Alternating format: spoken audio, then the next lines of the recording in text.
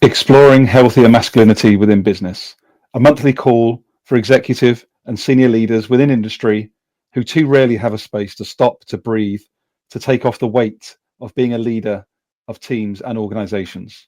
Taking place on the first Monday of every month. Email gary.turner@radicality.co.uk.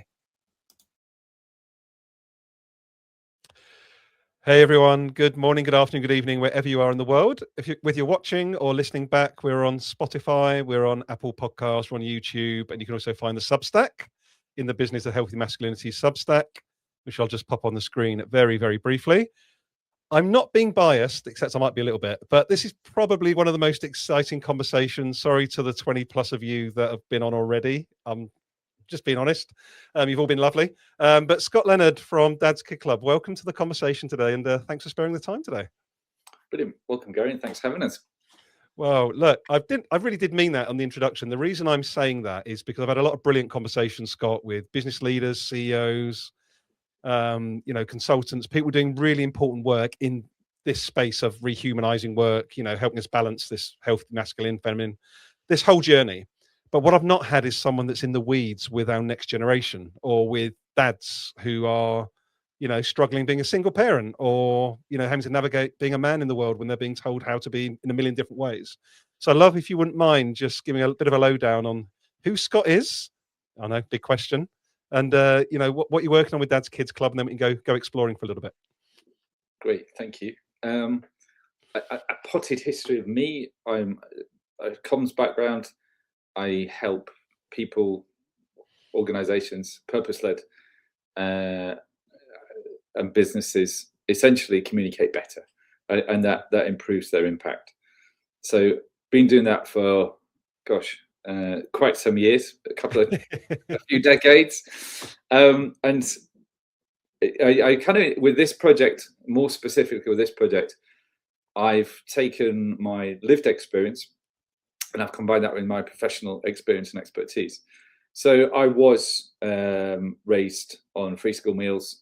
I was what today we would call a disadvantaged person, single parent, and education was not something that was encouraged to me. And when I grew up, I was lucky to be surrounded by some really important father figures. But my father didn't live in the family home. It wasn't easy access, and so it was a kind of a different place for me. So fast forward that to 30 years, and I'm now a father of 2 kids, and those 2 kids are growing up, and I'm seeing in their primary school how some kids are not getting the support they need. They're not. They're striving for role models. They're looking to find people to work with, to grow with. And it was really apparent that there's a need for support for the kids, but also connection with the dads. Mm-hmm. And it all spawned from some horrific examples of male violence. The first one was Elaine Andam, who was killed in Croydon by a 15-year-old boy for basically refusing a date. And the second was Sarah Everett, who's killed by a man, I think he was 38, and he was empowered to look after us. He was empowered to care for us. And the primary school that we're at, the head teacher said, "Look, can we men talk about this and how and what this is doing to our children and the impact it's having with our children?" So he put out an open call for dads to join him on a chat about how we're going to positively react, or how can we positively react to some horrific examples of male violence. And there was only 2 of us and the head that joined the call, but that's all it took. That's what we needed. So we realized, I realized on the back of that we needed to bring the men together in a space so children could see examples of masculinities. I'm being really plural in that sense. I'm not talking about one example of masculinity, because I genuinely don't believe there is one. Give or take, there are 4.1 billion men on the planet, and I think each one has their own interpretation of what masculinity is. So I'm talking about masculinity in its broadest capacity. And we wanted to bring the men together to show the kids perhaps different ways of doing things, nicer ways of doing things, kinder, more empathetic, more positive ways of doing things. And the aim was to start a conversation, a big conversation about what it is as a male parent, as a stepdad, as an uncle, as a grandfather, and how we could have positive influence on the way we as men were perceived by our children and other children within a space, and connect. There's obviously a huge male epidemic which is taking place around suicide and taking of one's own lives, and limited and poor mental health. And the other part to the story is the disengagement in education. Kids are unfortunately disengaging in education at rates we've not seen before. So the idea was kind of straightforward. You've got men who need to connect, and you've got kids who are falling out or disengaging from education. Can we combine the two? And can we do something about this? And on the back of that, I set up Dad's Kids Club, and we encourage men, invite men first of all, and encourage men to volunteer to run Saturday clubs for their kids once a month in their primary school. And the primary school is an important place because it's when you form most of your ideas, ideologies, thoughts. It's really informative from a sort of growth and development perspective of the children. But it's also a really testing time for parents. You're dealing with sleepless nights. You're dealing with tough phases of a kid's growth, and you're more than likely to have 1.67 children. So you've probably got another one, or a smaller one, or there's another one on the way. So you are dealing with some really challenging times, which makes you kind of vulnerable as a parent. And so to offer support for those male parents and a place of sanctuary, a place of connection is really important. And then to do that in the kids space, which they spend, give or take, 50-60% of their lives, is really important, because you are now supporting them in a space which traditionally men have not been invited to, or been, and certainly not been there as sole carers of their children. Which was a really long-winded answer, saying kids clubs at their primary schools on Saturdays. No, but the context is so important, Scott. And I want the thing that's really, really captured, like really inspired me, honestly, already, is that call was put out and there was literally 3 of you answered the call. Yeah. Right. Originally. And where are you now? How many clubs are there? And what's the sort of state of Dad's Kids clubs? That's a really good question. So I think there are 3 clubs currently running at the moment, 2 in London, 1 in Yorkshire. We're in talks for, I think it's for the 14 or 16. The ambition is to offer every primary school, which was about 21,000 in the UK, the opportunity of setting up a Dad's Kids Club. So we are growing exponentially. Those 3 people within that conversation really, they showed up. And what we find is, once you invite dads to a space that traditionally they've not been invited to, or felt that it was part of what they did, we're asking them to provide intellectually and emotionally for their children, which, forget the financial part, this is almost like the second and third part of the provision. So they are coming, and most clubs average, it's around about 63 attendees, and that's kids and dads. Last couple of Saturdays ago, we had a big project. 92 dads and kids turned up to get stuck in to build planters for the school, so every kid in that school could grow. They're going back to basics. We're kind of instilling the notion of self-sufficiency, and we're doing that through growing, and we're encouraging kids to be more sustainable and to think more about the value of food and what happens to food. But we're using that as the beginning of a conversation, and also glue to attach 2 dads to each class. So each dad has now got 2 dads attached to each grow box, and there's 11 classes. That's 22 dads. 22 dads are going to have to go into that school once a week to check on how the produce is going. So it's this idea of bringing people together and bonding. But what we're seeing on the back of that is Mondays are a great thing at school. We hear that from head teachers and teachers themselves, because kids can show their mates what they've built this weekend, what they've done with their dads, or granddads or uncles or stepdads or male carers, and they take real pride in what they do. So that they're really interesting, and they say, well, can we do this? Can we do some more of that? I want to try a bit here. I want to try a bit there. So what's really exciting is we're mobilizing or inviting or encouraging these people, dads, male parents, male carers, to get involved.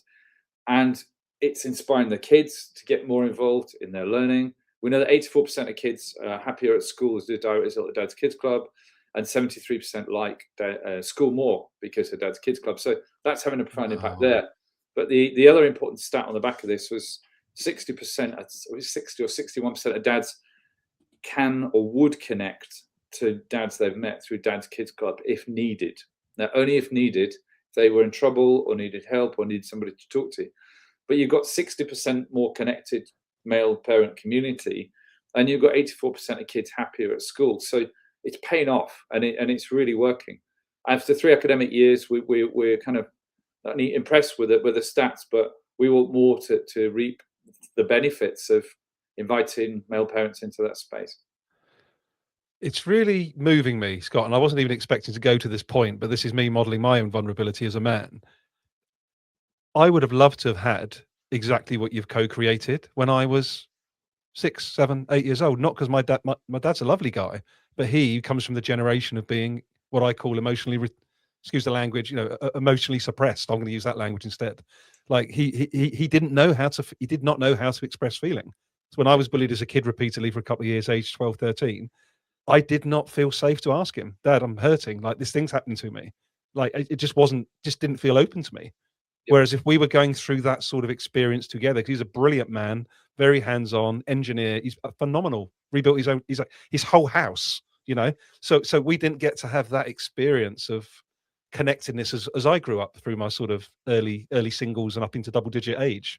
So I just want to really, really thank you, because I can imagine the impact this is having on these people. You've got the data, but I can imagine at a felt level, I really can feel at a felt level the impact you're having. Without sounding kind of glib, but it's basic stuff. Your father had skills, but you were taught this is what it is, and this is the singular definition of how you should behave. This is how men behave. This is how men react. This is how men share their emotions or interact with their children. And I think the celebration of all masculinities, I think, is a really important part of this work. It's okay. Some dads will leap at the opportunity to get a power tool out. Some dads are more interested in drawing with their children or hosting the Lego build competition and sit at a table and play Lego. And others want to dig and show everybody how big their muscles are. These are all great, and these are all examples of masculinity. We have to welcome all of those. And I think that's perhaps the one thing that kids don't see enough of. Even in this conversation, we're talking about the singular definition of masculinity or healthy masculinity. And it's masculinities. And I wish, as a young person, I'd seen more masculinities. I wish I could say to my dad, hey, could we talk about it like they do, or could we think about it like they do, or could we build it like they do? And it's more the example and the encouragement and the empathy, I think, that's witnessed by both parties. That means one side can't say, well, we don't do it like that. Yeah, but they do it like that. But it doesn't work. Well, it does actually, because we've seen it over there, and it does really work. There was one great story. I remember we're going back a while. It was a daughter wanted to box, so we got boxing pads out, and that in itself was a question mark. I would argue boxing's kind of masculine, and it's to some degree it's pushing, well, it's certainly pushing violence, but it's certainly pushing anger, and there's quite a lot of stereotypes associated with it. The daughter said, "Hey, can I box?" And I said, yeah, okay. And the dad said, "No, we don't box." Okay, so the daughter pestered me, and I was doing something else. The dad was somewhere else, and she persuaded another dad to pick up the pads. And the rules are that the dads hold the pads, the kids throw the punches, and there's no interaction, so there's no contact. So the daughter's throwing punches at this dad's pads, and she was great. In comes her dad, sees this happening, said, "Can I take the pads?" And the daughter starts boxing with the dad. You could see they were having a great time. She now goes to a boxing gym. And what was in that sort of short space of maybe 10, 15 minutes, something really important happened in their relationship. She saw something that she wanted to do. He, for whatever reason, chose not to allow that to happen.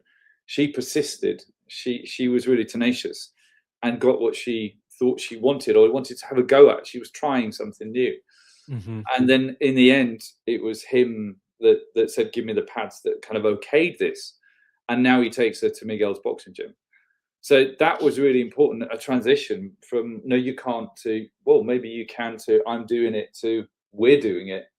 Mm. And that's a really progressive way forward for me. So that's one great story. And if more relationships were like that, maybe they do start with no, but over time that no can change into potentially yes. And that yes could open up pathways and journeys that maybe they wouldn't have even thought about. So yeah, more of that, please. Oh, it's absolutely stunning. And I want to also thank you for your constructive challenge around even the name of this podcast platform, right? So when I had in the business, it's focused on trying to get more business leaders and beyond, their kids, whatever. But it does, I'm literally live as I'm recording this with you. I'm like, in the Business of Healthy Masculinity, it does sound like a binary, which it's not meant to be, right? It's saying like there's a healthy way, there's an unhealthy way. Therefore, there's only two ways of being masculine, right? And very innocently, I've reproduced the same reductionist approach with the name of this platform, which could tell you it goes one way or the other. One's right, one's wrong, which isn't the case, right? That's not even what I'm trying to do with the platform, but language matters. And I love the fact that you pointed at the plural of this. And it's really, really brilliant, because you're even helping in this live conversation, help me reclaim that narrative of plural masculinities and plural femininities. And like everything's moving, nothing's fixed, right? And I just wanted to thank you for that, Scott, because I think it's a really important in the moment reminder for me. Pleasure. Fluidity and intersectionality are a big part of our work, and without going too deep, the fluidity is really important, because there is no right or wrong way. Mm-hmm. There is simply no right or wrong way of anything we do in our lives. It's up to us to make sense and to be the best civilized human being we possibly can. And I use the word civilized carefully there. In this world, with, as you would hope, with as much freedom to be whom you would choose to be, or whom you feel comfortable being, as possible.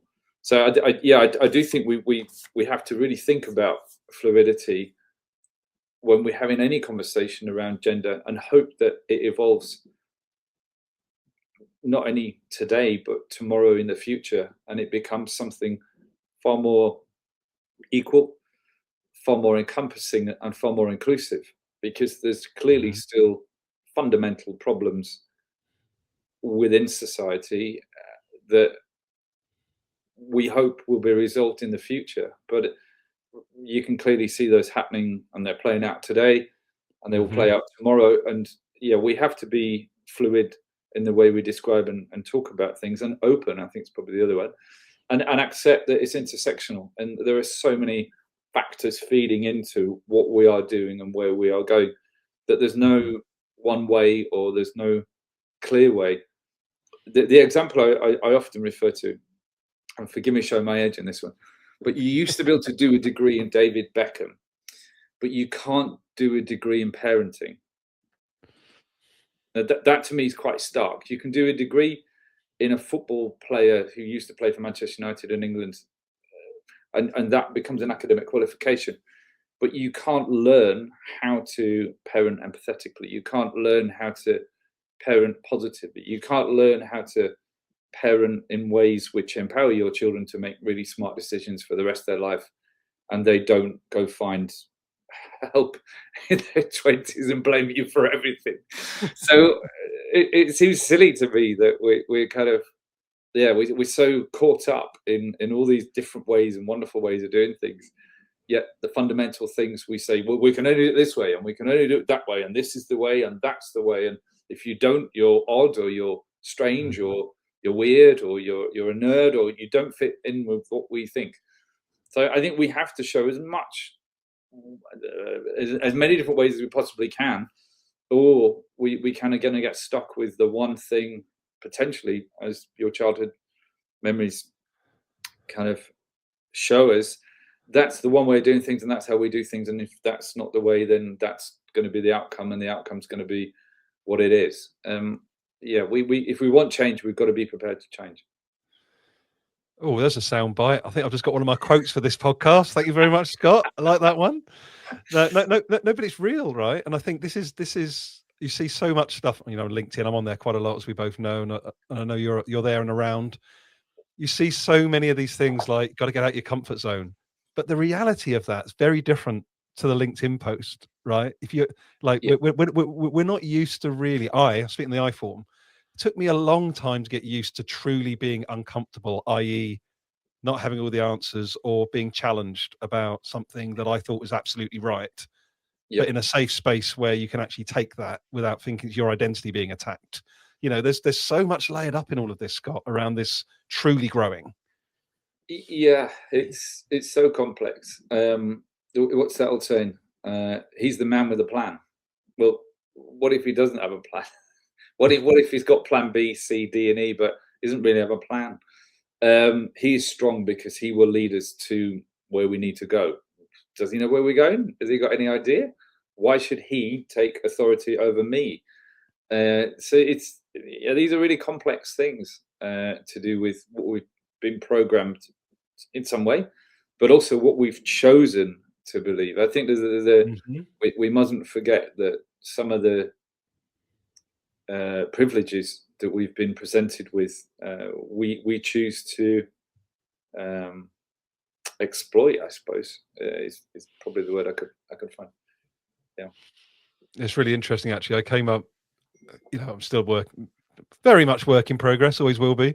But I remember trying to work out my own definition of privilege, because this can be quite a triggering thing. When we're thinking about who gets access to what, whether it's power or whatever. And what I came up with myself, Scott, I don't know what you'd build, add, or challenge on this, but my version of privilege is the ability to walk away or in the opposite direction of known harm. So if I can see someone over there being abused or hurt or not getting access to food, I can walk the other direction because I know I can get it. To me, that's my personal Gary Turner definition of privilege. And it's a good one. I'm just wondering, because in a way, what you're doing with the kids clubs, right, is you are equalizing access very much, right? You're building relationships, you're helping people get access to knowing how to grow food, how to be in relation with one another. You're de-exclusifying, what a ridiculous word, but you know where I'm coming from. You're trying to break down these perceived inequalities and exclusivities somehow. Yeah, very much so. So picking up on your point there about your privilege, I think the first privilege is that I will not be attacked. The first privilege is I'm safe. So that before we start talking about food and helping others, I guess that's the first part to this. I am safe is probably the first thing. And whether that's in the playground, or whether that's walking down the street, or whether that's in your job, or whatever facet in your life, I think that to some degree that's a privilege. Well, that's definitely a privilege. Then there's, have I got what I need to survive? Food, water, shelter, the basic kind of things. Again, privilege. And then the latter part to that is, have I the privilege of helping others? Potentially, yes. But you've got to ladder up quite a few things to get to that point of being able to help others. So, and I think I'm talking from a privileged position. I was that disadvantaged young kid who didn't have lots of things that I'm lucky to have today. But it's not forgetting that. It's remembering that the people that you work with don't have what you have, or work with, live with, share a street with, share a space with, they might not have that, and it's being mindful not to assume that they do have that, and that they have the same privilege that you've been afforded. And safety is a big part of that. And yeah, I think this idea of being vulnerable, you can only be vulnerable in a space that you feel safe.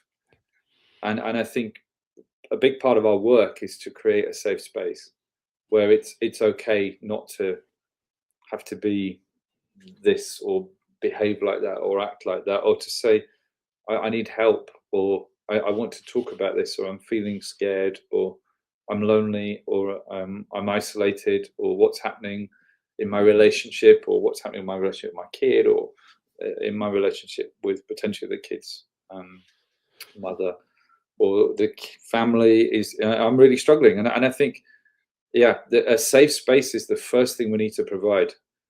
And we also offer food, and the food's really delicious. That's a really important draw too. But to feel safe, and then to have someone say, do you want a cup of tea? Do you want some food? And the food's good, and we you know, it's made around the corner, or one of us made it, or do you want to help make it? Is really, really important. So I think we're taking it, we're taking the privilege right the way back to, let's first feel safe in this space, and that then becomes our privilege. And then our second privilege is, are you hungry, and do you need water, and can we nourish you in this space? And then we can move on to helping others as a third and continual journey. Wow, there's another long-winded answer. I keep giving them. Sorry. It's a beautiful. It's not a long-winded answer at all. I think it's what you call flow state, Scott. Right. And it's very intersectional. There's lots of different points coming in. It's really, really beautiful. And I think as we sort of start to sort of move towards wrapping up, Scott, I think that point's really important. How you just described that around safety, food, then the ability to help others when you have that sort of safety. When you shared some stats before we came back on, and I think I just want to sharpen the mind for anyone that's joined us and stayed with us in this conversation. Do you mind sharing some more of those stats as to why this is so important, and maybe some invitations for people to engage with you, maybe at the Dad's Kids Clubs, or I know you do stuff with Andy's men's club as well. Just a little bit of a sort of like, this is really the crux in this moment, why this matters so much to you and the work that you're doing. Yeah, I think we could talk a lot more about privilege. Patriarchal system, business, capitalism.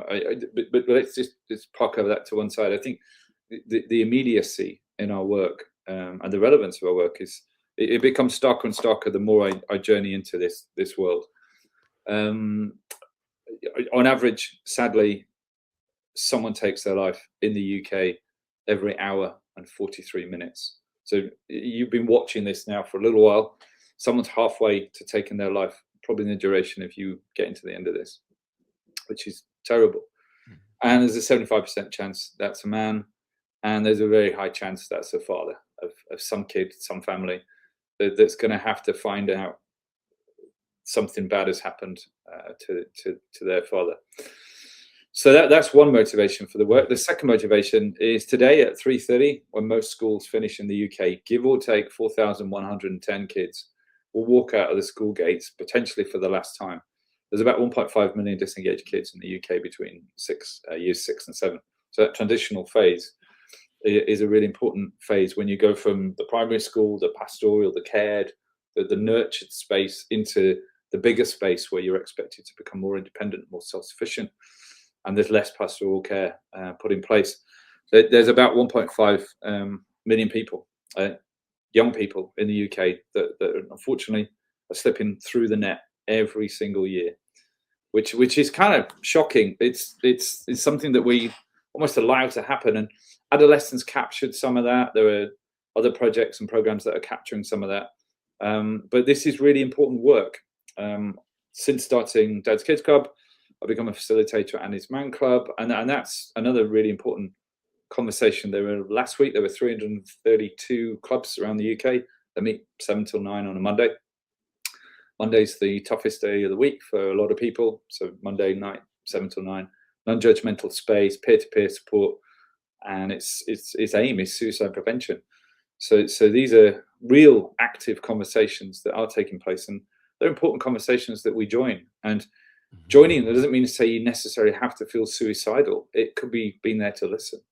It could be there to say, hey, what about this? Or I know someone who could maybe help. Or I've experienced something like this in my past, that I did something like that and it was either good or bad, but it might offer some solace or some hope or some inspiration to somebody in a situation. So yeah, if you're listening and you're thinking of getting involved, the more we get involved, the better outcomes we create. I think it's as simple as that. And if we don't get involved and we choose to make it somebody else's problem, or wait for policy change, or wait for someone else to get hold of this for whatever reasons, we expect the bad things are going to continue to happen. So get involved and do what you can today, tonight, now, and do it in real person. I guess in real time, I guess, is the other important part. Say hello, say hi, say, how you doing? How you kids? How are we feeling today? What's your news? What's been going on? And the more we ask those questions, the less likely people are to feel isolated or alone, and the more chance we've got of inviting them into a conversation and creating this safe space. And that safe space allows you to be vulnerable and to talk and connect, and hopefully create better outcomes for everybody. Wonderful, Scott. Thank you. And I'm sorry, previous guests, I told you it's probably it was one of my favourites. I'm not going to lie. I don't know. You turn up. Honestly, do check out dadskidsklubb.club. Check out Andy's Man Club. Follow Scott on LinkedIn. I've popped it up a couple of times. No, thank you for the work. Thank you for your humility, vulnerability, drive with this project, Scott. I'm very, very, very keen to follow and get involved myself where it can be helpful. And I just thank you. Thank you to all the team and all the dads and all the kids that are showing up. It's amazing. Thanks very much, and thanks to your good self for the opportunity, Gary, and thanks to the granddads also that are showing up and making a difference, because you've got a big stake in this. You've got experience and wisdom and expertise that many of us don't have. So please keep on coming. Thanks very much. Thanks, Scott. Thanks, everybody.